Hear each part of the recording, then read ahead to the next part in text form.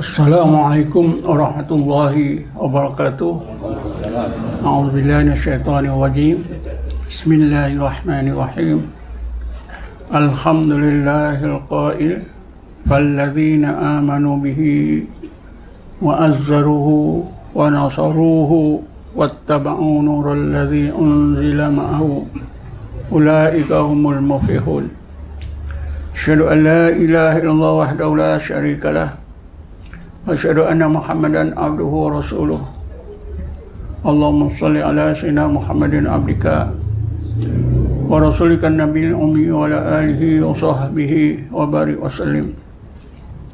Allahumma nawwir qulubana bi nuri hidayatika kama nawwartal arda bi nuri syamsika abadan abada bi rahmatika arhamar rahimin. Tuan-tuan dan puan-puan yang dirahmati Allah sekalian, alhamdulillah malam ini saya dapat hadir ke surau sini, ke surau Islah ini sesudah mungkin lebih 2 tahun tak datang kemari ya.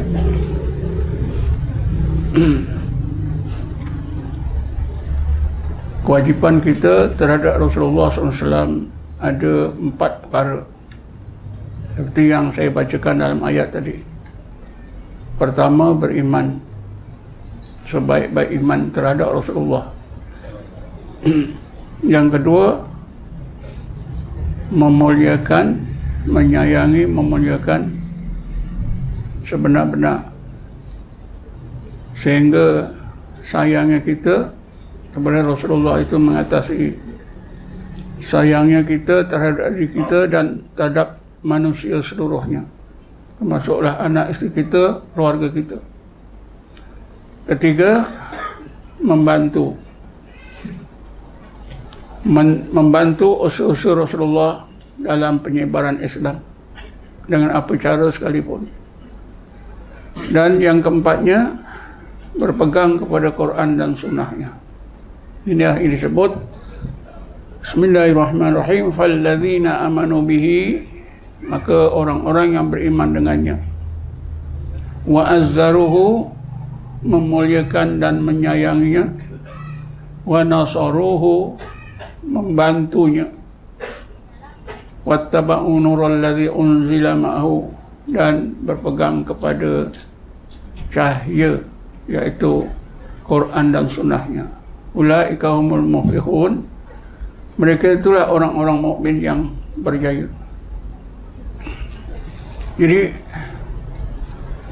untuk mengisi masa pada malam ini, saya akan bacakan sebuah hadis yang mungkin jarang kita dengar atau pernah dengar tapi kita tak tahu maksudnya. Hadis ini berkaitan dengan hijrah.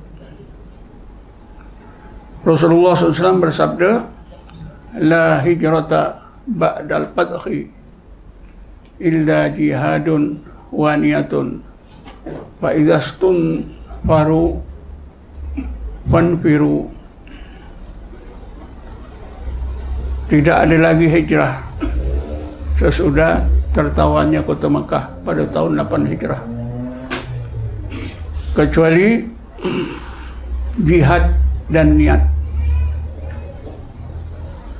Maka apabila kamu diarahkan supaya keluar berjihad, maka keluarlah untuk berjihad. Jadi hadis ini jarang kita dengar. Tapi oleh kerana hadis ini berkaitan dengan hijrah yang perlu kita fahami, maka kita cuba fahami apa maksudnya. Antara maksud hadis ini ialah asal hukum hijrah dari Makkah ke Madinah itu wajib. Wajib yang beratlah. Sekiranya seseorang mukmin itu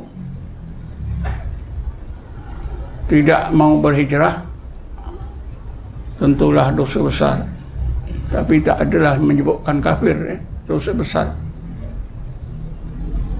Yang cuba melambat-lambatkan pun dikira dosa. Dan memang ada individu tertentu melambat-lambatkan disebabkan faktor-faktor tertentu, ya. Ada yang kerana memikirkan keluarganya ramai di Mekah, ada yang memikirkan hartanya banyak di Mekah, ada yang memikirkan anak istrinya, yang bujang pun memikirkan tunangnya, macam mana kalau pindah ke Madinah tunangnya di Mekah. Ini semua berlaku. Maka Rasulullah ditanya oleh sahabat yang menyedari adanya orang-orang Islam Mekah itu lambat berhijrah karena tunangnya ada di Mekah, sehingga tunangnya itu berpindah ke Madinah, barulah diikut selepas itu. Sahabat ini bertanya, ya Rasulullah, macam mana kedudukan seorang sahabat kita, dia tak mau berhijrah kecuali sesudah tunangnya berhijrah ke Madinah. Maka Rasulullah SAW bersabda, innamal a'malu binniyat wa innama likulli imri'in ma nawa. Faman kanat hijratuhu ila Allahi wa rasulihi wa kanat hijratuhu ila ma hajara ilaihi. Wa man kanat hijratuhu ila dunya yusibuha au imra'atin yankihuha wa kanat hijratuhu ila ma hajara ilaihi. Maksudnya, tiap-tiap amal itu diikuti dengan niat-niat. Maka seseorang yang mengamalkan suatu amalan itu akan dapat pahalanya setakat mana yang diniatkan. Sesiapa yang berhijrah karena Allah dan Rasulnya, maka pahala hijrahnya dia akan dapat seperti hijrah itu seperti untuk Allah dan Rasulnya. Dan siapa yang berhijrah kerana dunia atau perempuan yang dinikahinya, maka hijrahnya, kebaikan hijrahnya dapatlah seperti itu, yaitu dia dapat dunia, dia dapat berkahwin dengan orang perempuan itu, setakat itu saja. Jadi tak perlulah saya uraikan tentang ini. Jadi daripada sini peristiwa hijrah itu memberi pengajaran yang begitu luas, ya, sehingga yang berkaitan dengan niat dan amal pun kita lihat ada kaitannya, ya. Kemudian kita pahamilah, ya, hukum hijrah tadi dari Mekah ke Madinah itu wajib, ya. Jadi kewajiban itu sudah tidak ada lagi bila kota Mekah ditawan oleh Nabi Muhammad dengan tenteranya pada tahun 8 Hijrah. Hukum wajib berhijrah itu tidak ada. Yang ada, kata Rasulullah, illa jihadun wa niyatun. Yang ada hanyalah jihadun. Kita perlu perhatikan, ya, kalimah jihadun ni tidak ada alif lam ma'rifah. Kalau disebut illa al jihadu, tak boleh ditanwin, ya, nanti memberi makna lain. Niyatun pun tak ada alif lam. Kalau ada alif lam, al niyatu, atau maknanya lain. Di antara maksud bila tidak ada alif lam ni, jihadun itu sangat umum. Banyak lapangan jihad, bukan satu saja jihad. Niyatun itu juga umum, sebab nakirah, tak ada alif lam. Banyak perkara yang berkait dengan niat, perkara-perkara yang berhubung dengan niat. Jadi kalau jihad itu umum, maka maksudnya sangat luas. Kita bertakwa kepada Allah pun jihad. Kita buat yang Allah suruh, tinggal yang Allah larang, itu pun jihad. Itu pun jihad. Kalau perang melawan tentera musuh, itu pun jihad. Ya. Cari ilmu pun jihad. Banyak jihad. Jadi kata Nabi, illa jihadun. Tentunya yang lebih dekat dengan jihad pada masa itu ialah jihad dalam menghadapi musuh. Sebab bila Nabi berpindah ke Madinah, orang-orang Quraisy tentulah tidak berdiam diri. Nabi faham mereka akan serang, akan memerangi Nabi di Madinah, dan ini berlakulah banyak peperangan. Tentang jihad peperangan ini orang dah ulas, tuan-tuan pun dah muak lah dengar perang itu, perang ini, itulah jihad. Tapi jihad yang jarang kita pahami ialah jihad kerana taat kepada Allah Subhanahu wa taala. Inilah jihad dalam ketakwaan kita kepada Allah, tawakal kita kepada Allah. Karena setiap orang mukmin itu dikehendaki oleh Allah, ya, bertakwa dan tawakal, sebaik-baik takwa, sebaik-baik tawakal. Jadi kalau kita fikirkan, ya, macam mana kita nak mencapai ketakwaan dan tawakal yang sebaik-baiknya, perlulah kepada jihad yang sebenar. Dan dalam Quran pun ada dicontohkan oleh Allah, ya. Umat Nabi Muhammad yang bertakwa, tawakal, sampurna takwanya, sampurna tawakalnya, ada dicontohkan.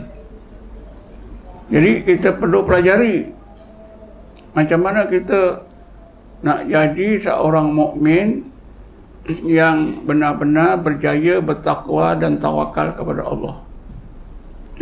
Seperti yang Allah sebut dalam surah At-Talaq, Bismillahirrahmanirrahim. Wa man yattaqillaha yaj'al lahu makhraja wa yarzuqhu min haitsu la yahtasib wa man yatawakkal 'ala Allahi fa huwa hasbuh innallaha balighu amri qad ja'ala Allahu likulli syai'in qadra. Allah contohkan dalam Quran orang yang berjaya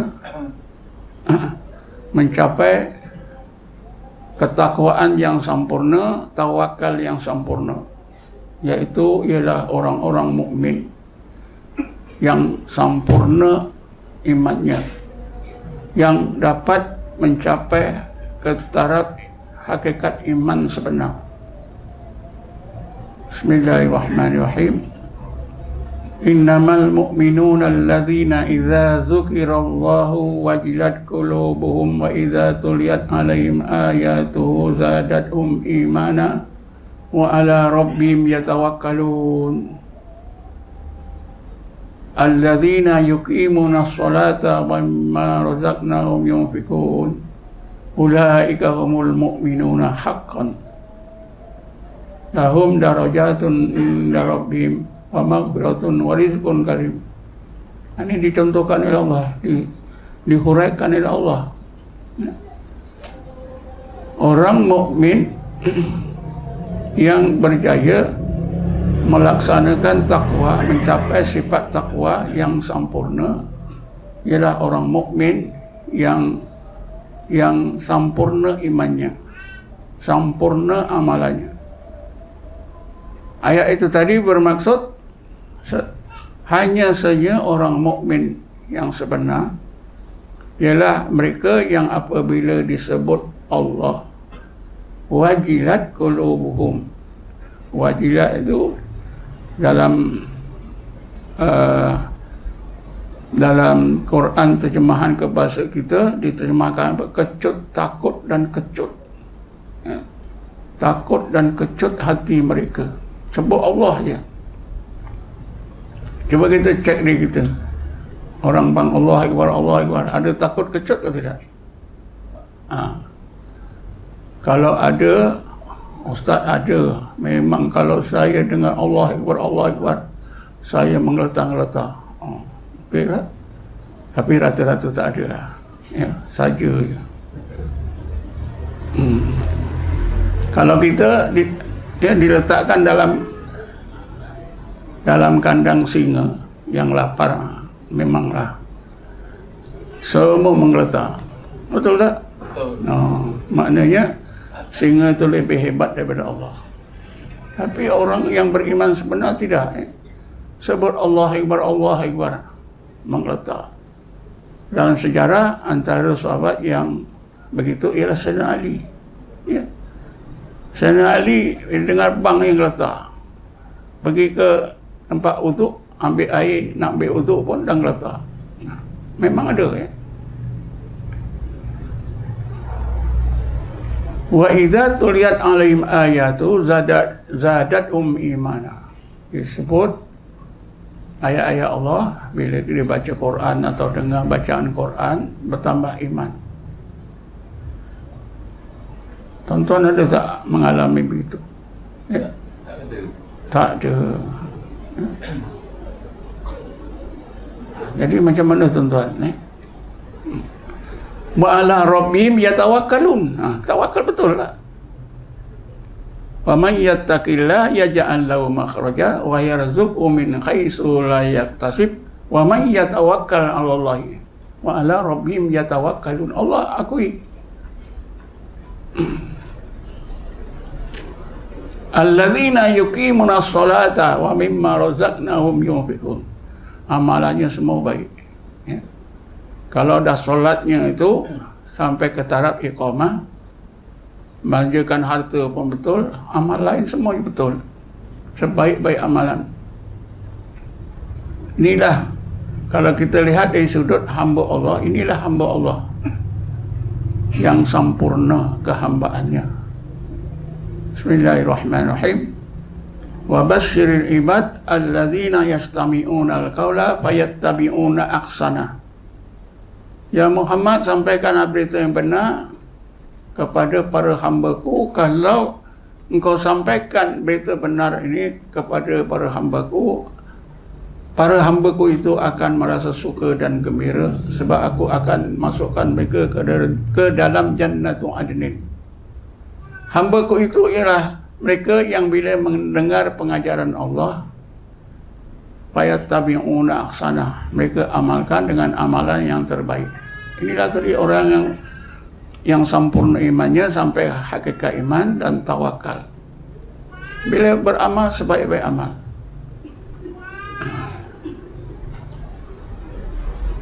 Jadi sempurna kehambaannya tuan-tuan. Allah sendiri sebut Babasyiril ibad. Mungkin kita boleh klaim setiap orang mukmin hamba Allah. Allah sebut dalam Quran, Bismillahirrahmanirrahim, Allahu waliyul ladzina amanu yukhrijuhum minadh dhulumati ilan nur. Allah adalah Tuhan, pengurus, pelindung, ya. Orang-orang yang beriman sentiasa mengeluarkan mereka daripada kegelapan, kesesatan kepada nur hidayahnya. Kita boleh klaimlah dengan ayat ni, Ustaz, setiap orang mukmin adalah hamba Allah menurut ayat ni. Tapi hendaklah kita ingat ya, hamba Allah itu macam-macam jenisnya, macam-macam peringkatnya. Pegawai kerajaan pun ada ya. Ada yang pangkat itu, pangkat ini, ada kerani, ada pion pun ada, sapu sampah pun ada. Jadi hamba Allah macam itulah. Saya dah terangkan dalam banyak kuliah.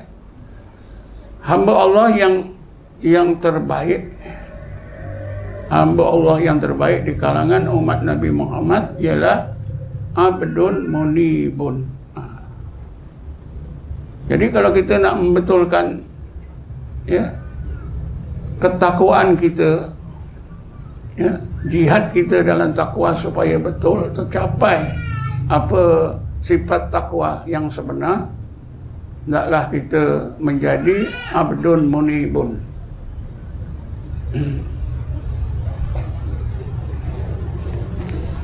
Sebab itu tuan-tuan, umat Nabi Muhammad yang bergelar abdun munibun ni ditugaskan oleh Allah apa? Memimpin umat, memimpin orang lain di kalangan umat Nabi Muhammad, dan kita diperintah supaya menjadikan abdun munibun itu guru yang selalu kita dampingi, ikut ke mana-mana. Mungkin tuan-tuan jumpa ayat ini dalam surah Luqman. Bismillahirrahmanirrahim. Wattabi sabila man anaba ilayya. Wattabi sabila man anaba ilayya. Tak salah saya pernah tengok ayat 15 surah Luqman. Dan hendaklah kamu ikut jalan agama zahir dan batin orang yang anaba ilayya. Inilah abdun munibun. Kita kan belajar agama ni asal dapat guru jadilah, tak fikir itu semua. Di sini ada ustaz sebulan, kita belajar dengan dia cukup lah. Tapi Allah perintah ni, wattabi sabila man anaba ilayya. Tapi kalau guru agama kita di sini ni memang jenis itu, alhamdulillah. Tapi apa cirinya? Ini perintah Allah. Satu lagi perintah dalam surah apa ya, Taubah agak saya. Bismillahirrahmanirrahim. Ya ayyuhalladzina amanu taqullaha wa kunu ma'as-shadiqin. Wahai orang-orang yang beriman, hendaklah kamu bertakwa kepada Allah. Ini jihad takwa tu ya. Jihad untuk menegakkan ketakwaan kita. Wahai orang-orang yang beriman, hendaklah kamu bertakwa kepada Allah. Wajib kita bertakwa kepada Allah. Tapi ketakwaan kita itu akan jadi sempurna dengan syarat apa dia? Wa kunu ma'as-shadiqin. Ketika kita bertakwa tadi, mesti kita dipimpin oleh seorang guru yang tarafnya as-shadiqin. Manalah ustaz nak cari shadiqin, bukan ada tanda Kadang-kadang orang sebelah rumah kita, jiran kita as-shadiqin kita tak tahu. Betul tak? As-shadiqin inilah abdun munibun. Abdun munibun itulah as-shadiqin. Dalam satu ayatnya, Bismillahirrahmanirrahim.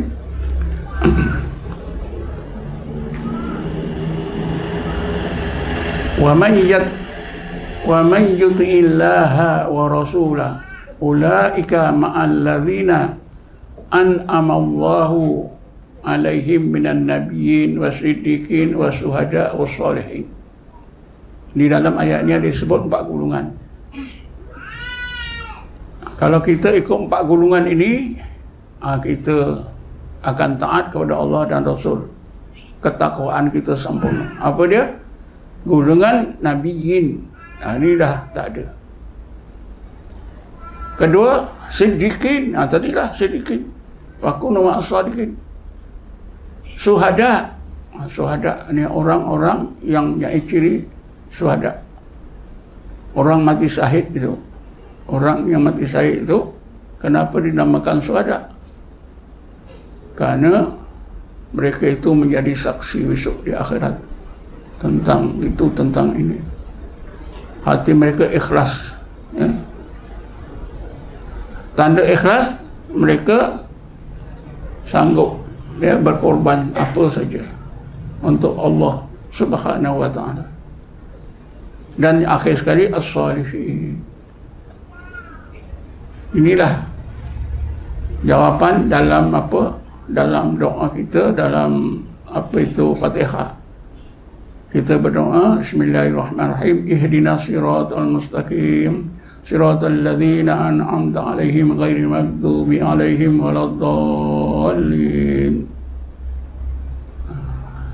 Ya Allah, hidayahkanlah kami jalan agamamu yang benar yang kau telah kurniakan kepada mereka, yaitu dari kalangan minan nabiyyin wasiddiqin wasuhada wassalihin.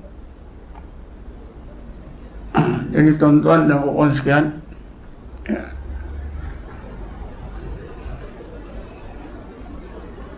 nak membetulkan ketakwaan kita supaya jihad kita dalam bidang takwa ni menjadi kita dapat mencapai ketakwaan yang sebaik-baiknya, mestilah kita ya, mestilah kita dalam melakukan apa tadi ketakwaan, mestilah kita dipimpin oleh seorang hamba Allah yang bergelar Abdul Munibun atau golongan Siddiqin.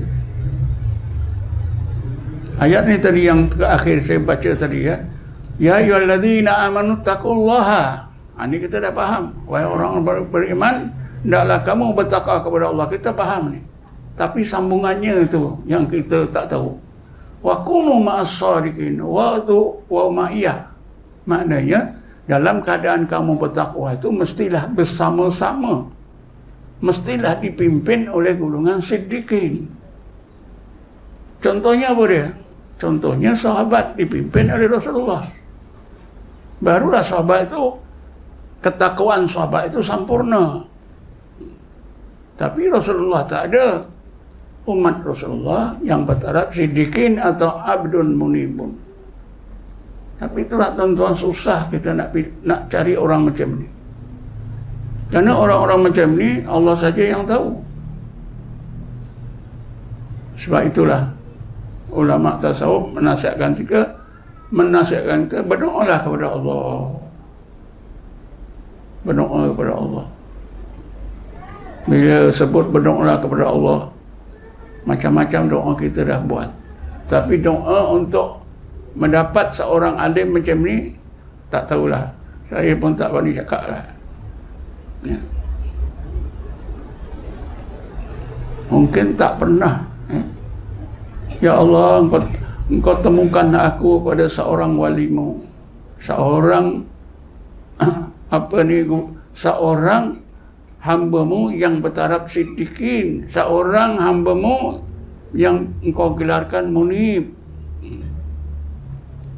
Kalau kita berdoa, insya-Allah tuan-tuan, ya, Allah dah janji. Bismillahirrahmanirrahim. Ud'uni astajib lakum. Innal ladzina istakbaru an ibadati sayadkhuluna jahannama dakhirin. Doalah kepada aku, nescaya aku akan kabulkan doa kamu itu. Sesiapa yang takbur daripada beribadat kepada aku, enggan, tak mau beribadat kepada Allah, ini bukan sembahyang, bukan puasa, termasuklah doa. Buat apa doa? Buat apa berdoa? Itu takbur lah. Allah sebut, sayadkhuluna jahannama dakhirin, dia akan masuk ke neraka dalam keadaan menyesal. Jadi mana kewajipan berdoa itu berat, tuan-tuan. Allah ancam, ud'uni astajib lakum. Lalu disambung. Sambungannya inilah selalu ustaz-ustaz terlupa, ya. Innal ladzina istakbaruna an ibadati sayadkhuluna jahannama dakhirin. Sesungguhnya orang-orang yang takbur daripada beribadat kepada aku, seperti tidak mau berdoa kepada aku, dia akan masuk ke neraka. Ini bukan kata ulama Allah. Walaupun kita kata doa tu sunat, tapi berat tuan-tuan ni.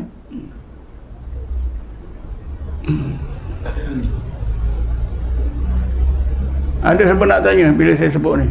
Boleh tanya terus. Nanti kalau kumpul-kumpul dah lupa. Tak apalah, kalau ada masalah boleh tanya tuan-tuan. Tak apa, saya boleh jawab direct. Cakap Melayu pun boleh? Ha? Cakap Melayu je? Boleh. Allah Ta'ala semua tahu. Jangan kita sangka aku cakap Melayu ni susah nak kabul. Bukan, sama je. Sama je. Kalau saya ulang balik boleh tak? Yang tuan cakap tadi. Ya Allah, Engkau temukan kepada aku seorang wali yang sedikit dan munibin. Yang apa lagi? Yang dapat yang boleh memimpin aku untuk mengenal Engkau dan menghampirkan diri aku kepada Engkau. Itu doa itu ada diajar oleh Syekh Abdul Qadir Jilani dalam kitabnya Al-Ghunyah. Ya? Yang boleh memimpin aku untuk mengenal Engkau, ya Allah. Nanti kita boleh mengenal Allah, boleh menjadi hamba Allah seperti wali itu. Tetapi setengah ulama tasawuf kata kita dah bertemu, sudah menemui seorang wali, kalau Allah tak takdirkan di azali kita ini menjadi muridnya, kita tak akan jadi muridnya walaupun dah bertemu. Sebab itu Ibnu Athaillah kata, walam yuwassil ilaihim illa man arada an yuwassilahu ilaihi. Kenal dia kenal, tapi tak boleh jadi murid. Kenapa tuan? Karena sudah ditakdirkan oleh Allah.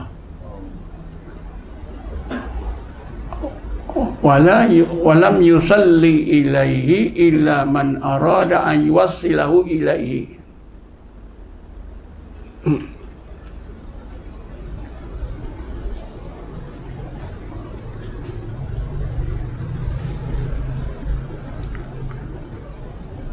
Apa itu Syekh Abu Hasan Sazali, saya dah cerita banyak kali di mana-mana. Dia sangat peka tentang mencari seorang alim yang macam ni, bertaraf wali lah, guru lah. Dia cari dekat negeri dia tak jumpa. Jadi, lalu dia fikir apa? Tentu kat Mekah Madinah ada. Dia pergi Mekah Madinah. Pergi Mekah Madinah bukan macam sekarang tuan-tuan, berapa jam sampai. Masa itu berbulan-bulan daripada Maghribi, nyebrang laut lagi, bukan main susah tuan-tuan. Sampai Mekah cari-cari tak jumpa. Pergi Madinah, sana berminggu-minggu tak jumpa. Pergi Mekah lagi, ulang-alik. Akhirnya ada seorang tua yang dia tak kenal, entah siapa. Orang tua ni macam tahu niat dia. Orang tua ni tegur dia. Anak ni selalu pergi Mekah, Madinah, nak cari guru kan. Dalam Arab ni nak cari syekh. Ya, nak cari. Nak balik saja. Di negeri anak sana, sebuah bandar bernama Bandar Pas. Situ ada sebuah bukit, atas bukit itu ada madrasah. Orang alim di situ boleh anak jadikan guru. Dia baliklah. Balik bukan sebulan, berbulan-bulan. Baik tak mati tengah jalan. Sampai sana dia fikir betul lah. Yang peliknya tu, bila dia naik bukit itu tinggi tuan-tuan. Dia sampai tengah bukit itu, orang alim di madrasah tu turun jumpa dia. Sebut pula nama dia. Awak ini bernama Abu Hasan gini sampai kepada Sayyidina Husin. Baru dia tahu, aku ni rupanya ada darah keturunan Rasulullah. Itulah guru dia, namanya Syekh Abdul Salam. Bila dia dah belajar, akhirnya gurunya ni meninggal. Dia ambil tempat gurunya. Dah orang ramai, ulama tak puas hati. Dituduhnya dia ajar ajaran sesat. Lalu kumpulan ulama itu jumpa pemerintah, minta dihalau atau dibunuh. Pemerintah tak bunuh, dia halau pergi Mesir. Dia duduk dah Iskandaria. Di sana pula di Iskandaria ramai orang. Tapi ada juga ulama yang dengki dia. Namanya Syekh Abdul Malik. Tuduh dia sesat. Minta kerajaan Mesir supaya halau saja. Tapi tak dilayan. Pasal apa? Dalam keadaan dia dituduh sesat ni, ramai orang alim belajar. Ramai orang alim belajar. Antara orang yang paling alim belajar ialah Syekh Izzuddin Ibnu Abdul Salam. Meninggal dunia tahun 660 Hijrah. Dia seorang ulama paling alim. Alim dalam bidang tauhid dan juga bidang fiqh dalam mazhab Syafi'i. Sebut saja kalau orang Mesir, Izzuddin Ibnu Salam, orang Mesir semua kenal. Bila Syekh Izzuddin Ibnu Salam ni dah belajar, orang ramai tak berani lah. Tapi ada lagi, Syekh Abdul Malik ni masih menyesatkan dia. Sehingga apa? Murid-murid Syekh Abu Hasan Sazali ni minta izin lah, nak bunuh. Tuan izinkan kami bagi habis saja ni Syekh Abdul Malik ni, dia kurang ajar sangat, tak usah. Kita ikutlah Rasulullah. Rasulullah dizalimi oleh orang Quraisy. Rasulullah berdoa, Allah mahdi qaumi fa innahum la ya'lamun. Jadi murid-muridnya pun sejuk lah. Kata Syekh Abu Hasan Sazali, mudah-mudahan bila kita doa nanti dia ikut kita lah. Kalau dia tak mau ikut, anak dia. Kalau tak anak dia, cucu dia. Betul tuan-tuan. Cucu Syekh Abdul Malik ini bernama Athaillah, Ibnu Athaillah. Sesudah Abu Hasan Sazali meninggal dunia, pengganti dia bernama Abu Abbas Mursi. Ibnu Athaillah ni belajar jadi murid. Dia lah menjadi syekh yang ketiga dalam tarekat Saziliyah. Dan tarekat ni terkenal di Mesir. Boleh disebutlah tarekat Saziliyah ni tarekat nombor 1 lah bagi orang Mesir. Yang keduanya baru Naqsabandi. Ulama Azhar ramai yang ikut Saziliyah. Saya dah cakap jauh jadi itulah tuan-tuan kita berjihad di bidang ketakwaan kita kepada Allah. Supaya ketakwaan kita ni sempurna, mestilah kita dipimpin oleh guru yang sempurna. Sempurna ketakwaannya, sempurna kehambaannya, iaitu Abdun Munibun. Yang ini tidak kita tak fikir. Yang kita fikir apa? Semua kita ni sama aja tuan-tuan. Tak ada kecuali. Anak kita, cucu kita kecil, masuklah tadika. Dah tadika, masuklah sekolah rendah. Dah sekarang sekolah menengah. Supaya tahu agama, masuk sekolah menengah agama. Dah habis, masuk universiti Islam. Pergi Timur Tengah atau sini. Tapi kita tak fikir ni semua. Sebab dah ikut sistem pendidikan moden. Macam tu. Saya belajar sekolah agama sampai ke universiti. Tak ada benda-benda ni, tak ada tuan-tuan. Siapa yang mengajar kita, itulah guru kita. Yang ada lepasan sana, lepasan sini. Memang sudah hilang lah. Ilmu ini ilmu yang sudah hilang.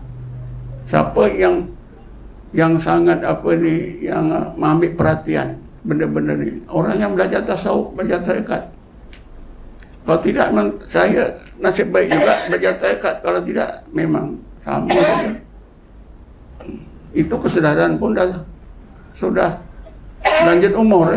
Imam Ghazali pun sama juga, sudah umur 40 tahun, hampir 40 tahun.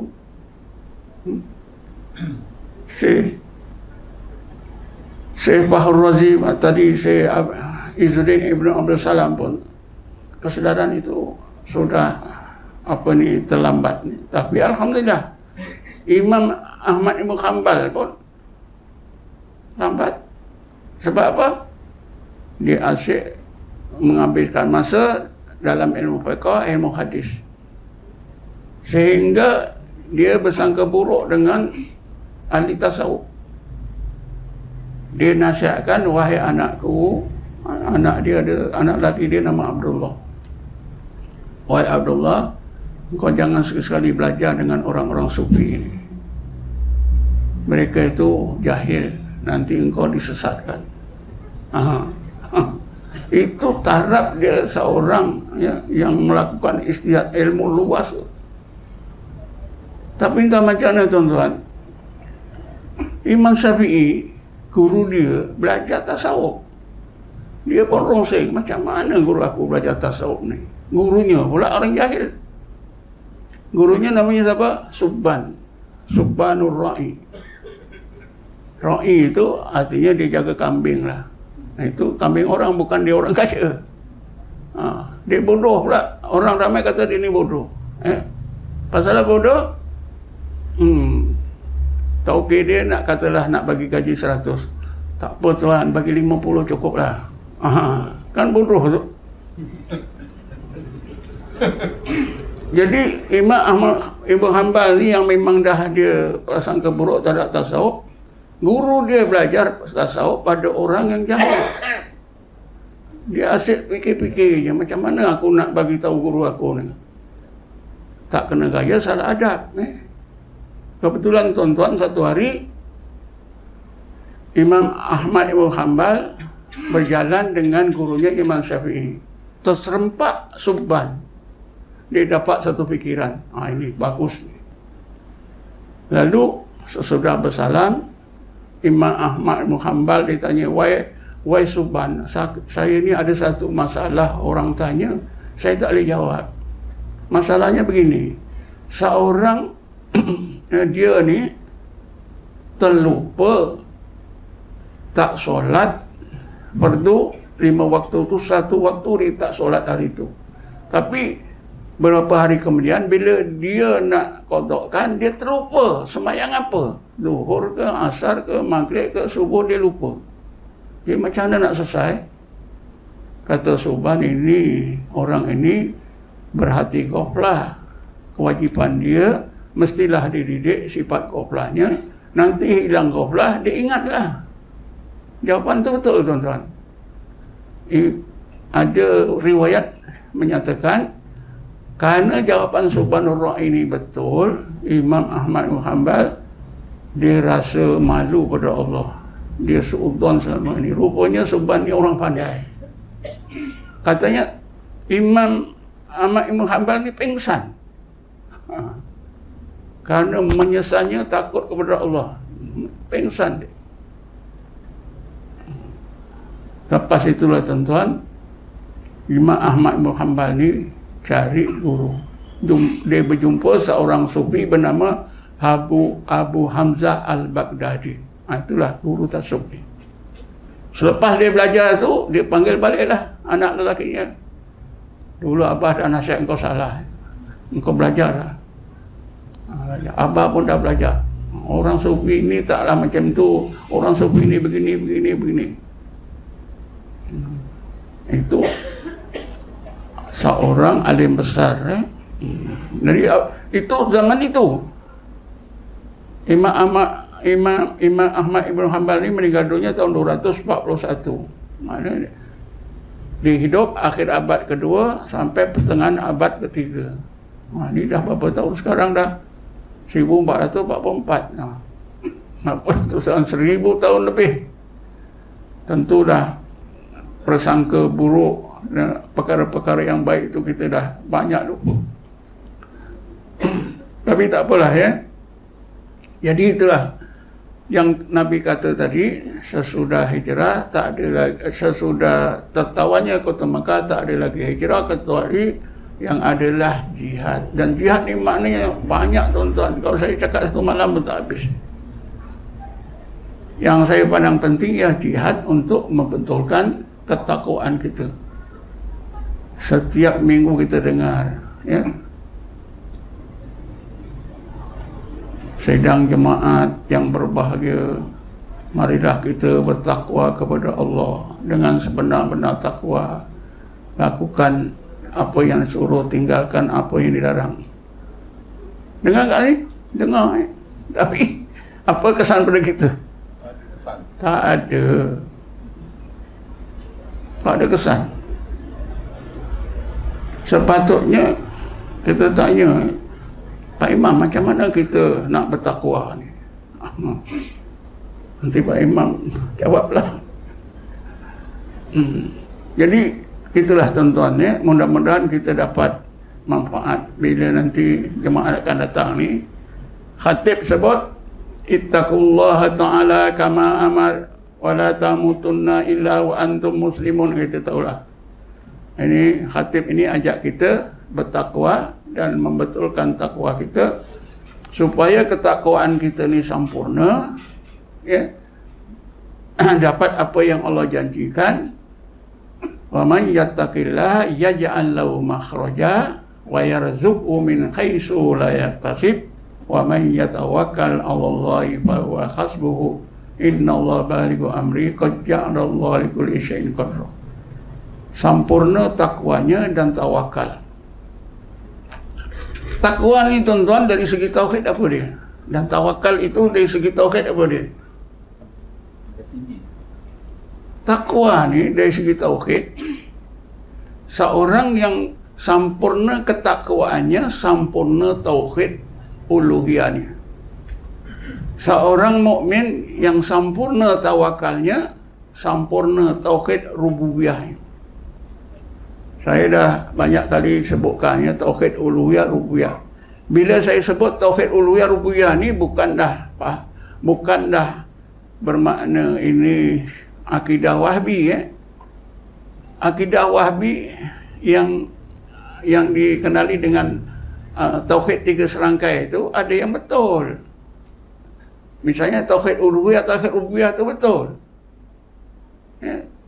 Pada permulaannya, nanti jauh-jauh nanti sana banyak salahnya. Dari mana timbulnya tauhid uluhiyah rububiyah? Daripada Quran. Dalam Quran, kalimah Allah itu didekatkan oleh Allah dengan 2 sifatnya yang sangat penting. Pertama, ilahun. Yang kedua, Rabbun. Kita selalu bacakan Allahu la ilaha illa huwal hayyul qayyum wa atubu ilaihi. Allahu la ilaha illa huwar rahmanur rahim. Kan ilah tu. Rahman ar-Rahim itu rububiyah dia. Fa in tawallau faqul hasbiyallah la ilaha illa huwa alaihi tawakkaltu bahwa rabbul arsyil azim. Ilah dan Rabbun. Kalau tuan-tuan semak dalam Quran satu-satu ayat sampai 6.660 ayat, nanti tuan-tuan temui kalimah Allah itu didekatkan oleh Allah dengan 2 sifatnya, yaitu pertama ilah, yang kedua Rabbun. Daripada ilah itulah tauhid uluhiyah. Daripada Rabbun itulah tauhid rububiyah. Apa makna ilah? Pun tak tahu. Makna ilah itu artinya Tuhan yang mempunyai berbagai sifat keagungan, kebesaran, kehebatan yang wajib ditaati. Wajib ditaati, itu takwa tu. Semakin kita merasakan keagungan Allah, maka semakin tambah baiklah ketakwaan kita. Sehingga hati kita tak ada rasa takut kepada siapa saja kecuali Allah. Itulah tauhid uluhiyah. Itulah yang membentuk sifat takwa. Kerana betulnya tauhid uluhiyah. Tawakal kerana betulnya tauhid rububiyah. Apa makna Rabbun? Allah itu adalah Tuhan yang mempunyai berbagai sifat kesempurnaan. Rahmatnya sempurna, pemeliharaannya sempurna, kasih sayangnya sempurna, ilmunya sempurna, semua sempurna. Karena Allah Maha Sempurna, kita bergantung harap kepada Allah saja, tidak yang lain. Itulah tawakal. Sebab itu takwa dan tawakal itu ya, merujuk kepada, hakikatnya merujuk pada dua tauhid. Tauhid uluhiyah dan tauhid rububiyah. Dua ini baru betul. Ya. Nabi Muhammad bersabda, ya, ana a'rafukum billah wa asuddakum khaufan minhu. Lalu setengah di hadis menyambung hadis ini dengan ayat Quran. Wa ma adri ma yaf'alu bi wala bikum. Wa ma adri ma yaf'alu bi wala bikum. Tak salah saya,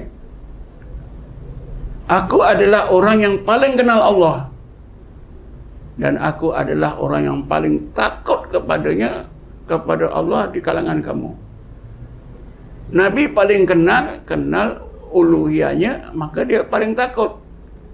Dan juga kenal rububiyahnya, maka dia tawakal kepada Allah. Dia tak tahu nasib diri dia besok di akhirat, ke neraka ke surga. Karena memandangkan semua, ya, kerana bergantung pada Allah yang sempurna, tidak bergantung pada amal. Itu yang disebut wa ma adri ma yaf'alu bi wala bikum.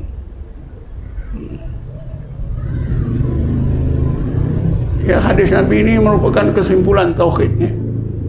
Maknanya ketakwaan dan tawakal Rasulullah itu sempurna. Paling bertakwa, paling tawakal. Sehingga dia tak tahu, ya, apa nasib aku. Sepatutnya Nabi tahu kan nasib dia. Kita pun tahu Nabi itu mesti di surga.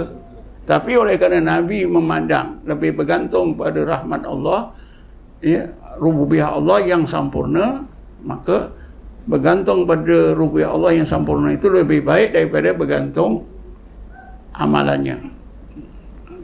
Kalau macam kita bergantung pada amalan kan, ialah bergantung pada amal. Kita taat kepada Allah, kita mahu Allah masukkan ke surga. Jadi amalan kita tu macam tiket, macam tu kan. Itu boleh, bukan tak boleh. Jangan silap, ya. Boleh. Tapi itu menunjukkan kita menjadi hamba yang kurang baik. Kata ulama tasawuf, ibarat pekerja. Kalau gaji banyak, dia rajin. Kalau gaji dikurang, dia malas. Kalau gaji dipotong, lagi malas. Sebab itu, kalau malam Lailatul Qadar, semua orang bangun. Tak pernah tahajud pun tahajud.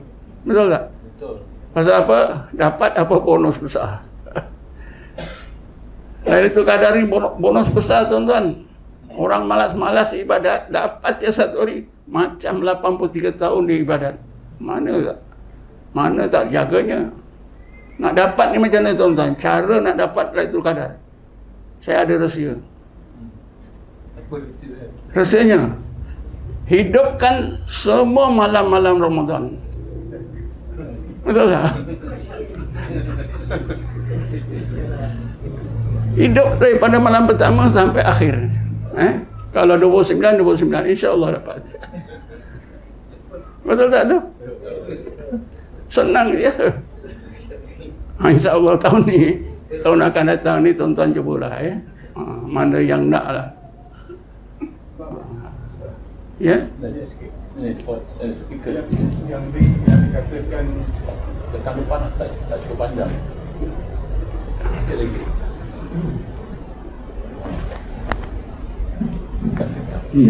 Assalamualaikum warahmatullahi wabarakatuh. Yang kalimat yang selalu kita dengar tu, yang jiwaku di dalam genggamannya. Yang itu soal takwa dengan soal takwa dan tawakal tadi. Kita pernah dengar tu yang kata jiwaku dalam genggamannya.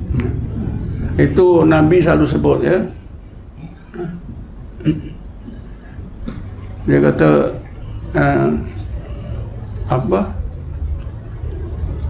Allah yang jiwaku di dalam genggamannya, maknanya jiwa Nabi itu dalam urusan Allah, ya. Genggaman itu makna kuasa. Biasanya disebut, ya, macam dalam dalam Yasin ya, fa subhanalladzi biyadihi, itu genggaman lah, biyadihi malakutu kulli syai'in, maha suci Allah di dalam genggamannya seluruh alam malakut.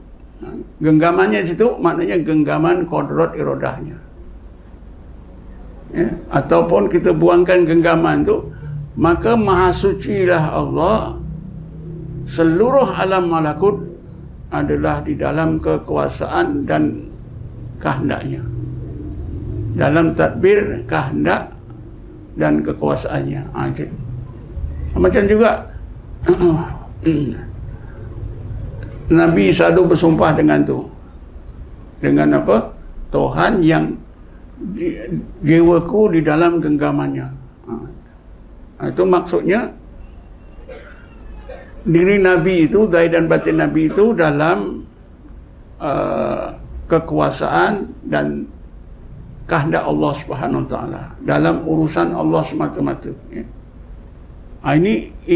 Inilah apa tauhid rububiyah. Ya. Tauhid rububiyah. Jadi tauhid rububiyah ni kekuasaan Allah yang sempurna. Ada sifat-sifat, setengah sifat itu boleh dimasukkan dalam sifat uluhiyah, boleh dimasukkan dalam sifat rububiyah. Kalau qudrat itu sifat uluhiyah, tapi qudrat Allah, kuasa Allah yang sempurna itu rububiyah. Setengah sifat boleh masuk dua-dua ya. Uluhiyah boleh, rububiyah boleh. Boleh faham tak ni? Tak apalah, lama-lama nanti fahamlah ya. Senang saja ya. Kalau kita tengok seorang raja, katalah satu pemerintah, Amerika ni negara yang paling kuat. Dia kan ada kekuatan dia. Orang takut dengan senjata dia, itu dia. Dan Amerika ni, dia urusan macam-macam urusan ya. Politiknya, ekonominya, sosialnya sangat teratur, sangat menakjubkan. Itulah rububiyah ya. Allah macam tu pula. Tapi Allah mengatasi seluruh tu. Allah tu sebagai Tuhan mesti dia mempunyai sifat keagungan yang menjadikan seluruh makhluknya takut, tunduk. Ya. Tangguhan, taat atau karhan atau terpaksa. Lepas tu Allah itu mempunyai kuasa untuk mentadbir, mengurus seluruh makhluknya dengan sempurna. Nak tengok, kalau kita tengok alam semesta ni tuan-tuan, alam semesta ni yang begitu besar, begitu luas ya. Kata apa itu angkasawan negara, dia kata galaksi ni di angkasa lepas berjuta-juta. Yang kita tahu cuma sekian-sekian je kan. Dia kata galaksi ni berjuta-juta. Tak tahu bilangannya. Galaksi, kumpulan-kumpulan bintang-bintang apa-apa. Ini kan menggambarkan macam mana keagungan Allah. Betul tak? Subhanallah. Semua kejadian ni dijadikan oleh Allah sempurna. Daripada sekecil-kecil kejadian sampai sebesar-besar kejadian. Sempurna. Macam matahari. Sempurna tak? Sempurna. Kita tentu tanya, ya, apa bahan? Berapa juta tahun tak habis-habis menyala. Apa ni, matahari menyala-nyala ya? Apa bahan dibakar oleh Allah menyala-nyala? Masa matahari tu, apa bahan? Pelik tak? Kita guna bahan tu, bakar-bakar hilang, habis. Tapi matahari ni kuasa Allah ya, sentiasa menyala-nyala, bagi panas, bagi terang, berjuta tahun. Allah saja tahu, tak habis-habis, tak malap-malap, tak mati-mati. Itu kan kesempurnaan urusan dia, kodrat iradah dia. Jadi itulah rububiyah. uluhiyah keagungannya, rububiyah kesempurnaannya. Bila kita ingat uluhiyahnya, keagungannya, kita takut. Takut kepada Allah itulah yang mendorong kita taat. Kemudian kita tawakal karena Allah itu sempurna. Jadi kita bergantung pada Allah sempurna itu lebih baik. Boleh faham ya? Jadi tauhid uluhiyah rububiyah inilah yang membentuk apa? Sifat tawakal, sifat takwa dan tawakal. Semakin sempurna maka semakin sempurnalah takwa dan tawakal kita. Dan kita ada minta di dalam Fatihah. Bismillahirrahmanirrahim. Iyyaka na'budu. Ini tauhid uluhiyah. Engkau saja ya Allah yang kami sembah, kerana Engkau saja menjadi ilahku. Wa iyyaka nasta'in. Engkau saja yang aku minta tolong, jadi pergantungan hidup zahir batin aku dunia akhirat ya Allah, kerana Engkau saja ya menjadi Rabb aku. Iyyaka na'budu wa iyyaka nasta'in. Inna lillah sama juga. Wa inna ilaihi raji'un. Aku ini hamba yang dipunyai oleh Allah yang Maha Agung. Ya. Wa inna ilaihi raji'un, dan urusan hidup dunia aku kembali kepada Rabb, ya, Allah sebagai Rabb yang sempurna. Itu semua tauhid uluhiyah rububiyah. Inna lillahi wa inna raji'un. Iyyaka na'budu wa iyyaka nasta'in. Jadi ulang nanti satu masa kita faham juga lah ya. Malam ni sikit-sikit pun tak apa. Yang baru dengar memang kurang susah nak faham. Dan yang dah lama mendengar keterangan dari saya itu dah tak masalah. Ada lagi nak bertanya? Assalamualaikum warahmatullahi wabarakatuh. Ya. Soalan daripada YouTube berkenaan tadi yang Tuhan ajar tentang doa mencari mursyid. Soalannya adalah, jika sudah ditakdirkan oleh Allah sejak azali, adakah walaupun sudah jadi murid tetap tidak paham? Itu soalan pertama, Tuhan. Yang kedua adalah soal tentang isu yang semasa, Tuhan, tentang Nur Muhammad. Kita tahu dari beberapa kuliah-kuliah Tuan Guru bahwa dalil nas tentang Nur Muhammad itu sudah sangat jelas dalam Al-Quran. Tetapi ada beberapa perbedaan pendapat tentang hadis Jabir itu. Soalannya adalah, adakah karena perbedaan hadis, sanad hadis itu, sedangkan di dalam Al-Quran nasnya sudah jelas, keyakinan kita terhadap Nur Muhammad itu kita masukkan tuh. Mohon pencerahan, Tuhan. Yang pertama tadi apa, saya tak jelas. Yang pertama tentang doa yang Tuhan ajar tentang mencari guru mursyid. Soalannya adalah, jika sudah ditakdirkan oleh Allah sejak azali, adakah walaupun seorang murid itu sudah jadi murid, dia akan paham, Tuhan, sehingga dalam perjalanan keruhannya dia tetap bersama guru tersebut. Itu gitu. Mohon pencerahan.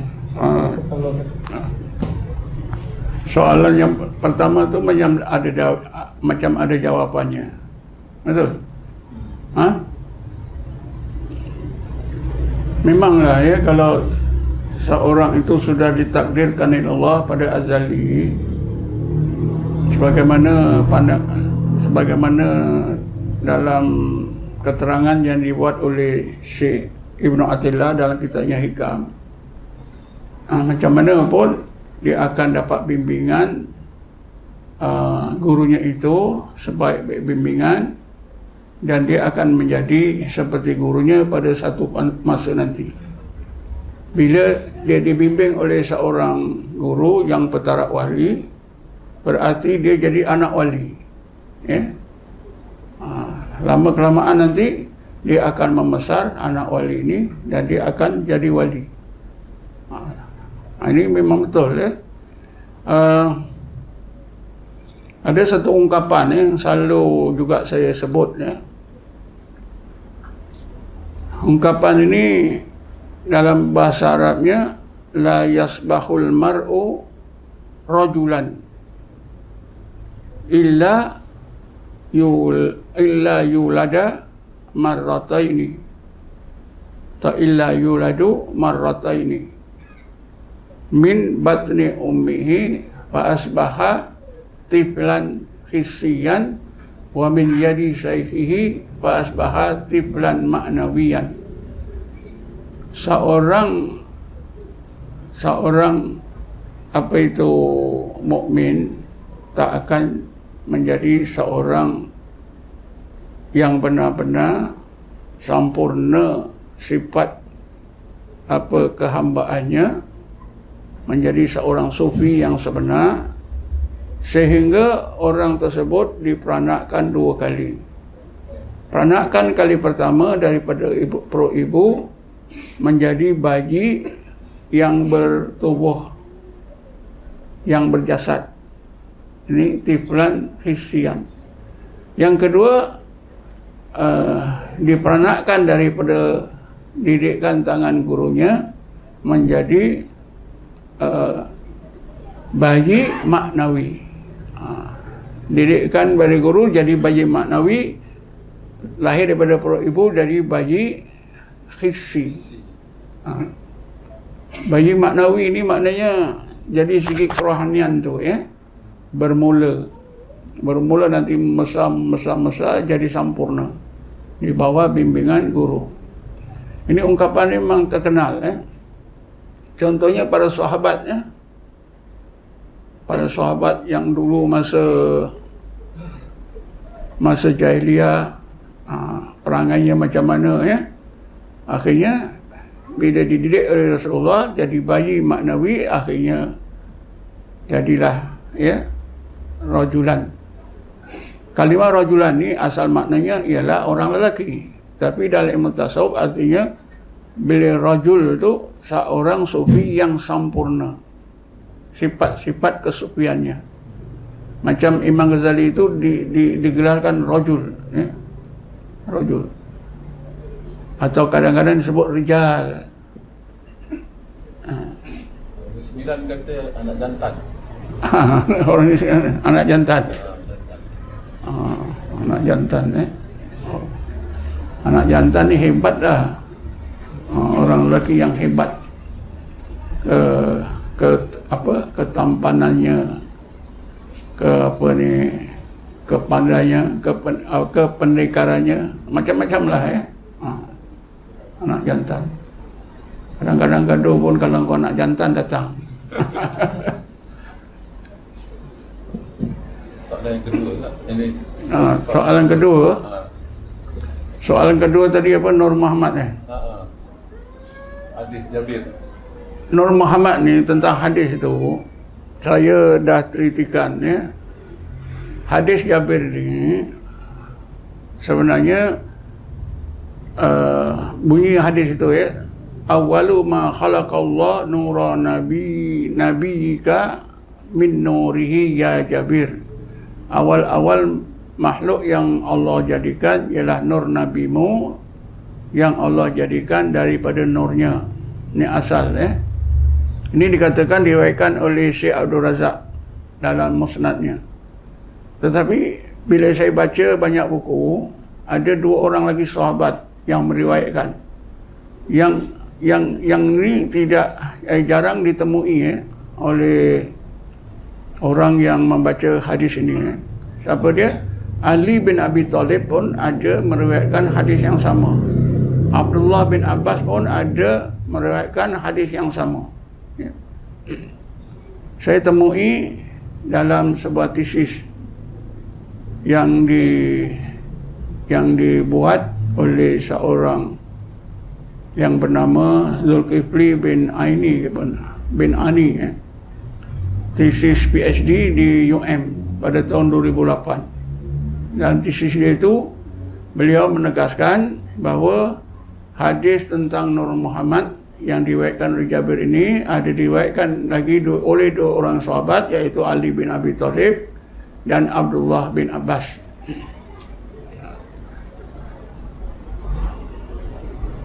Tapi itulah tuan-tuan, masalah-masalah macam ini dalam masyarakat Islam di seluruh dunia ada saja kaki bangkang. Kalau kita tengok kaki bangkang sekarang ni, kita tengok ke atas akan pergi kepada siapa? Ibnu Taimiyah, muridnya Ibnu Qayyim Jauziyah, bawah lagi Muhammad bin Abdul Wahab. Ni lah. Ada 3 orang ni. Kalau tak ada 3 orang tu mungkin tak ada masalah. Sebab apa? Ibnu Taimiyah memang walaupun dia tak ada menolak terang-terang, sesiapa yang mengikut pemikiran Ibnu Taimiyah memang dia akan tolak. Sebab apa? Slogan Ibnu Taimiyah ni sangat terkenal. Kembali pada Quran dan hadis. Betul, slogan itu betul. Kembali pada Quran, hadis itu betul. Tapi kepahaman Quran dan hadis itu sangat lemah. Inilah.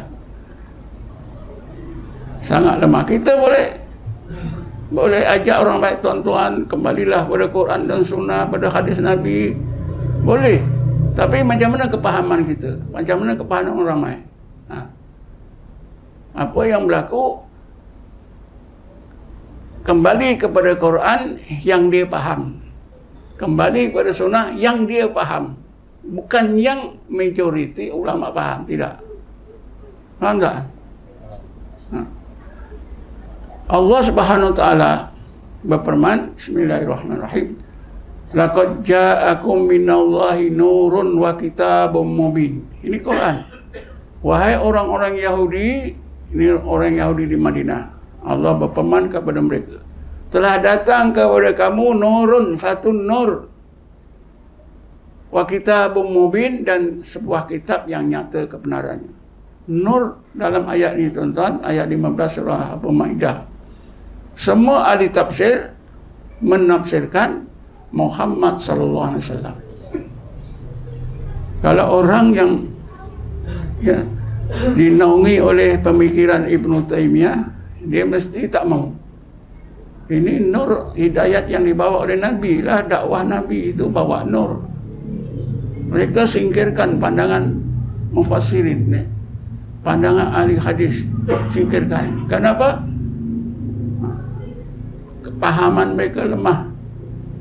Mereka ajak kita balik pada Quran, tapi Quran yang otak mereka faham.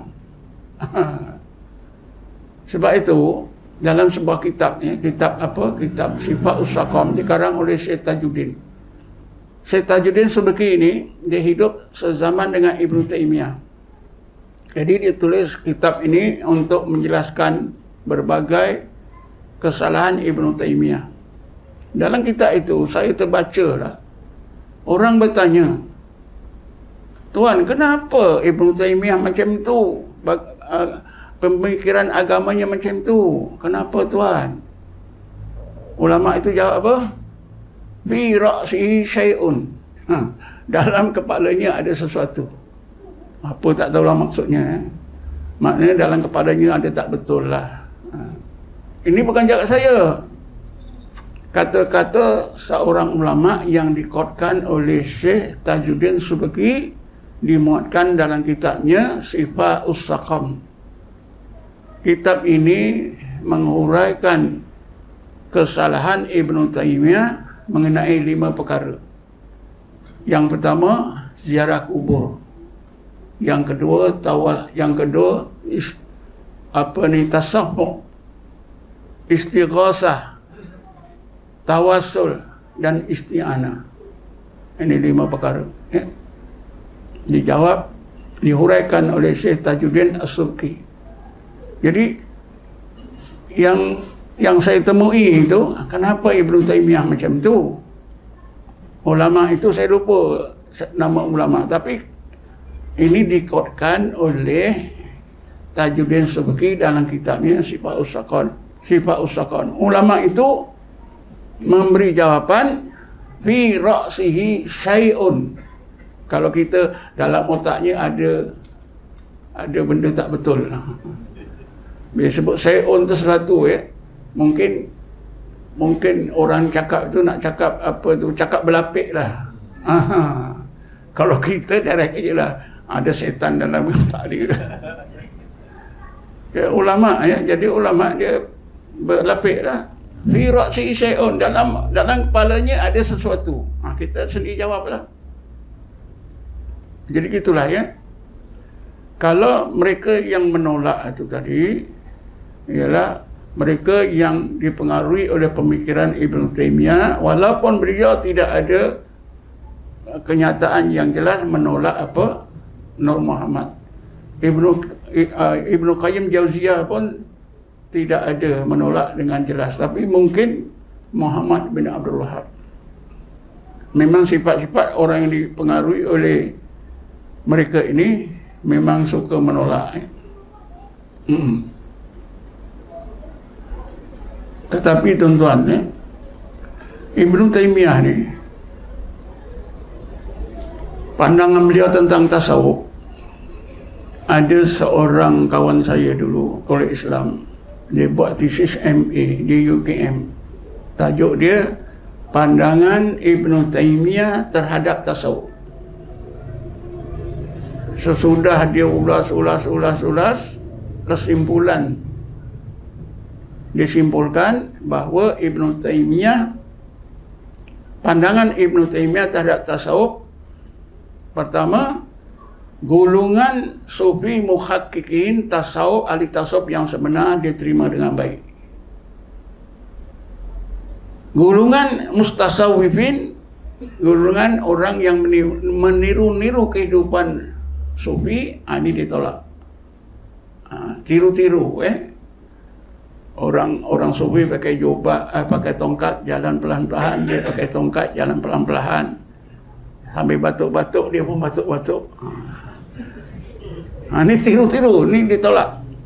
Yang ketiga, golongan sufi yang Ibnu Taymiyah gelarkan Al-Murtazikin. Kerana pada masa dulu tuan-tuan nak cari makan ni susah. Jadi dia belajar tasawuf, ikut orang-orang sufi supaya dapat makan. Ini dia tolak. Orang-orang ini dianggap bukan sufi. Tapi kalau sufiyah muhakkikin, itu diterima. Ini dalam tesis itu. Dan tesis ini sudah dicetak dalam bentuk buku. Tak salah saya ada buku ini dalam simpanan saya, tapi pustakaan saya ini banyak, 1000 kitab, nak cari pun susah. Jadi kita berbalik semula kepada Nur Muhammad tadi. Nur Muhammad ni sebenarnya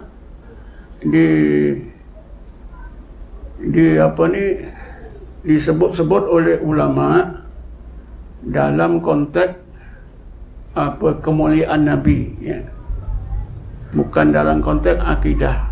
Walaupun dia ada juga sikit sebanyak hubungan dengan akidah, tapi lebih bersangkut paut dengan kedudukan Nabi, kemuliaan Nabi Muhammad SAW. Macam Nabi Isa disebut dalam Quran sebagai kemuliaan Nabi Isa AS. Dia tak ada bapa tu, itu satu kemuliaan. Disebut dalam Quran, Bismillahirrahmanirrahim, Innamal Masihu ibnu Maryama Rasulullah wa kalimatuhu alqaha fi Maryama wa ruhun minhu. Hanya saja Masih ibnu Maryam itu adalah Rasulullah. Siang-siang Allah ingatkan pada manusia, Nabi Isa itu bukan Tuhan, tapi Rasulullah itu makna manusia. Cuma disebut wa kalimatuhu alqaha fi Maryam, kalimah Allah yang dicempakkan kepada Maryam. Ya, orang Kristian menganggap kalimah Allah ini itulah zat Allah. Jadi sebab itu Nabi Isa itu adalah Tuhan. Tapi dalam Islam kalimah itu maksudnya hasil daripada kalimah Allah. Kun itu kalimah Allah ya. Fayakun. Jadi kehendak Allah. Jadi Nabi Isa itu adalah makhluk Allah yang Allah kehendaki. Ini makna kalimatuhu tadi.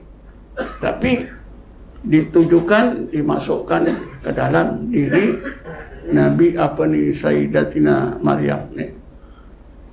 Wa ruhun minhu. Ruhun itu pun orang-orang Kristen dia nafsirkan zat daripadanya. Dan dalam Islam ruhun minhum itu dan roh yang Allah jadikan. Roh yang Allah jadikan. Jadi Nabi Isa itu tetaplah manusia. Cuma Nabi Muhammad disebut macam mana? Dijadikan daripada nur. Tadi awal-awal kejadian yang Allah jadikan ialah nur nabimu daripada nurnya, ya Jabir. Timbullah masalah, takkanlah Nur Muhammad ni dijadikan daripada zat Tuhan min nurihi itu. Sebenarnya ahli hadis yang sebenar dia menafsirkan bukan macam itu pula. Min nurihi itu nuri itu bukan zat Allah. Nur itu ialah nur yang Allah ciptakan. Macam ni lah tuan-tuan ya. Dari segi nahu ya.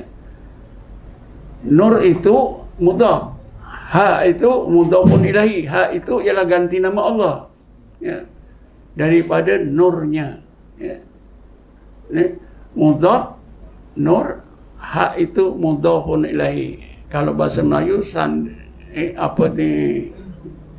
zabah, sandar dan yang kena sandar.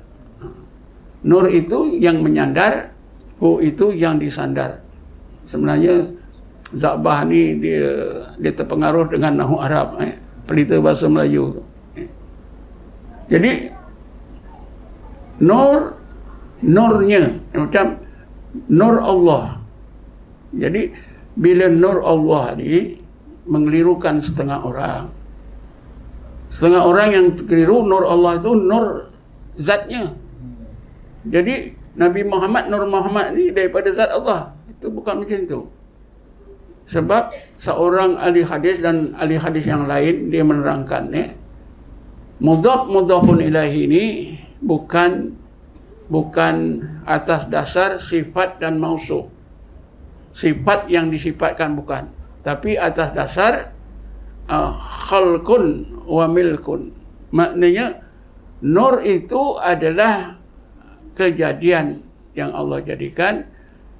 Nur itu milik Allah. Bukan sebagai sebahagian daripada zatnya, bukan. Makna nur itu adalah kejadian yang dijadikan oleh Allah sebagai milik Allah, makhluk Allah. Jadi bukan zatnya.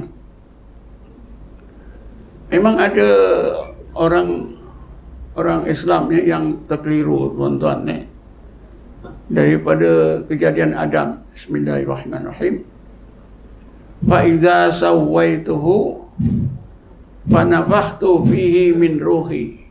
Apabila aku sudah siap jadikan tubuh Adam, maka aku tiupkan ke dalam tubuh Adam itu rohku. Ataupun ada juga orang yang silap roh itu adalah zat Allah. Kalau ilmu hakikat, mengenal hakikat diri, roh itulah hakikat diri kita. Roh itulah Allah. Tuan-tuan cuba tengok sarahan orang yang tokoh-tokoh ilmu hakikat ni dalam YouTube banyak.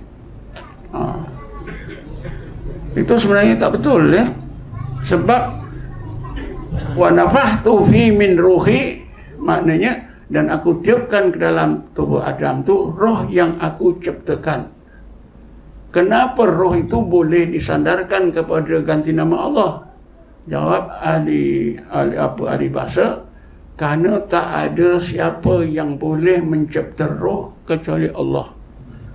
Tak ada siapa yang boleh mencipta nur kecuali Allah. Maka boleh disandarkan kepada Allah dengan makna milik Allah, kejadian Allah. Maknanya sudah dijawab dengan jelas ya. Jadi tuan-tuan, timbul masalah, ada hadis-hadis lain yang menyebut awal-awal kejadian itu aras. Ada yang menyebut awal kejadian kalam. Ada yang menyebut ini hadis lain ya, awal kejadian air. Ini macam mana? Ini juga diselesaikan oleh setengah ahli hadis. Seperti Syekh Ajaluni dalam kitabnya Kasbul Khafa. Syekh Ajaluni kata awal bagi jenisnya. Jenis nur itu Nur Muhammad yang mula-mula. Jenis kalam itu mula-mula. Jenis aras itu yang mula-mula. Jenis air yang mula-mula. Jenis air kan banyak kan? Darah juga air kan? Jadi selesai, tak ada apa. Tidak bertentangan. Ini memang timbul ya. Saya dulu dalam musyarat ya, jawatan kuasa akidah Jakim, timbul macam ni. Ini tak betul ni Nur Muhammad awal-awal. Macam-macam ditimbulkan tuan-tuan. Padahal dalam kepahaman yang sebenar tidak macam itu ya. Termasuklah kata-kata Hamdi Pansuri, manusia itu dijadikan oleh Allah daripada ada kepada ada. Melenting tuan-tuan. Ini mana boleh, ini salah secara total ni. Yang dalam akidah ahli sunnah, Allah itu jadikan manusia daripada tak ada kepada ada. Ini daripada ada kepada ada. Saya bangun tuan-tuan, ini betul ahli sunnah pun macam ini. Mana boleh? Tafsirannya, manusia itu dijadikan Allah daripada ada pada ilmu Allah. Semua yang Allah telah jadikan, sedang jadikan, akan jadikan, semuanya ada pada ilmu Allah. Tak ada dulu, tak ada kemudian. Kalau ada dulu, ada kemudian, itu rancangan makhluk. Hari ini kita tak mau pergi masjid, besok nak. Tahun lepas kita tak mau pergi haji, tiba-tiba tahun ni nak naik haji. Allah bukan macam itu. Apa yang telah berlaku, sedang berlaku, akan berlaku, semuanya sudah ada pada ilmu Allah. Itu yang dikatakan makhluk itu daripada ada kepada ada. Tapi bila sudah dipengaruhi oleh pemikiran tadi, susah tuan-tuan nak ubah ya. Jadi gitulah ya. Jadi Nur Muhammad ni dalilnya dalam Quran ada 3 ayat ya. Ayat tadi, ayat 35 surah Nur. Satu lagi ayat apa itu, saya lupa ya. Ada 3. Disebut wasirajan munira. Itu juga Nur Muhammad ni. Bermaksud Nabi Muhammad SAW. Kemudian tuan-tuan, selain daripada hadis ini, ada beberapa hadis, ada sekurang-kurangnya 5 hadis lagi yang menyebut tentang Nur Muhammad, tapi dalam lafaz yang berbeza-beza ya. Maknanya ada 5 hadis lagi yang menyentuh tentang Nur Muhammad dalam konteks lain ya. Kemudian tuan-tuan, ulama tafsir, ulama hadis ya, ulama tasawuf, semuanya menegaskan bahawa apa itu Nur Muhammad itu adalah kejadian yang mula-mula dijadikan. Dan konsep Nur Muhammad ni memang betul. Jadi macam mana? Kalau di Asia Tenggara ni, apa itu Hamdi Pansuri, Abdul Rauf Sengkil mempunyai pandangan yang sama, ya. Nur Muhammad ni lah awal-awal makhluk yang dijadikan. Ya, hadis itu betul, ayat Quran itu betul.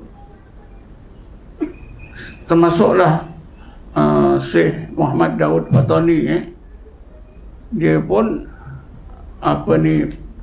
mempunyai pandangan yang sama.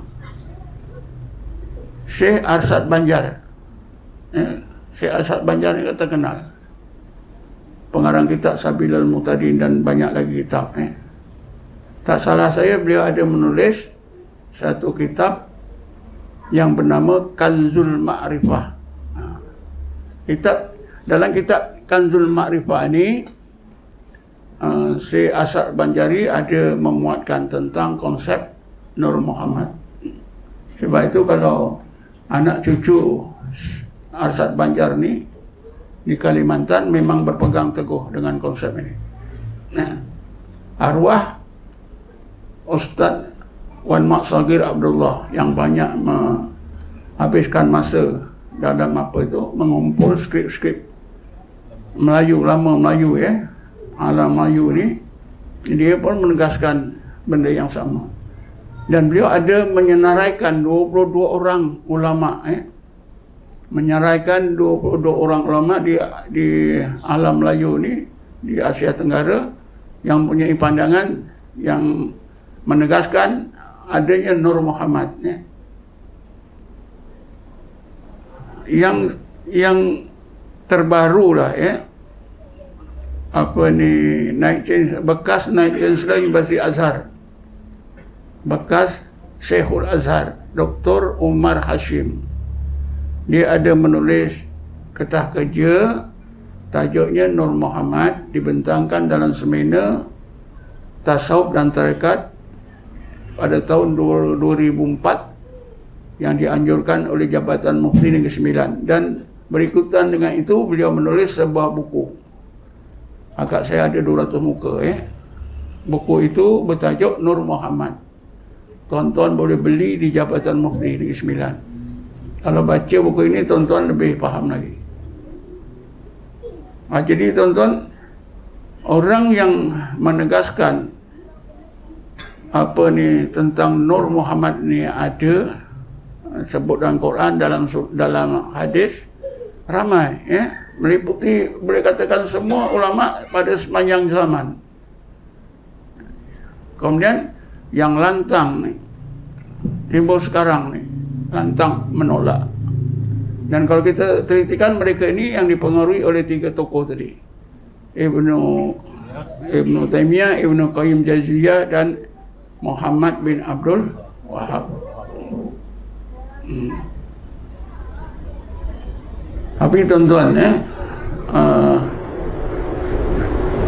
kita boleh, pada pandangan saya lah, dalam perhatian saya boleh simpulkan umat Islam dalam menangani konsep Nur Muhammad ni ada terbagi pada 3 gulungan. Pertama, gulungan yang menolak secara total.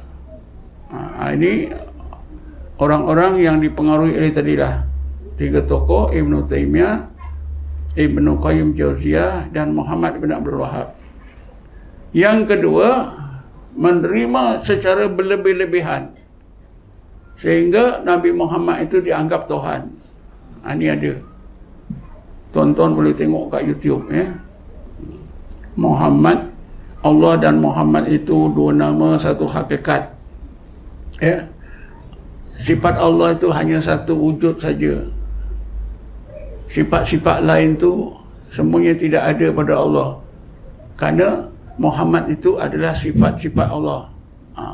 Sifat Allah semua ada pada Muhammad. Betul kan ni? Allah hanya ada sifat wujud je, yang lain tak ada. Sifat yang lain tu semua ada kat Nabi Muhammad. Jadi Nabi Muhammad itu adalah sifat Allah. Betul tak ni? Iman seseorang tidak sempurna. Tauhid seseorang tidak sempurna. Makrifat seorang tidak sempurna kalau tidak tahu dua perkara. Pertama, awal kejadian ialah Nur Muhammad. Kejadian dirinya pun daripada Nur Muhammad. Macam mana? Daripada Nur Muhammad kejadian kita ni? Kejadian kita ni memang dari tanah. Tanah itu asalnya dari air. Ya. Air itu asalnya dari itu, dari ini, akhirnya pun tanah itu asal-asalnya pun nur juga. Ini mana sokongan dalil dia, ya. Jadi macam-macam ungkapan ini menerima konsep Nur Muhammad secara melampaui batas. Ini kita tak boleh terima, ya. Yang menolak secara total pun kita tak boleh terima. Yang menerima berlebih-lebih. Sehingga ada riwayat tuan-tuan, ada dalam buku mereka ni satu kisah, ya. Nur Muhammad main sorok-sorok dengan Allah.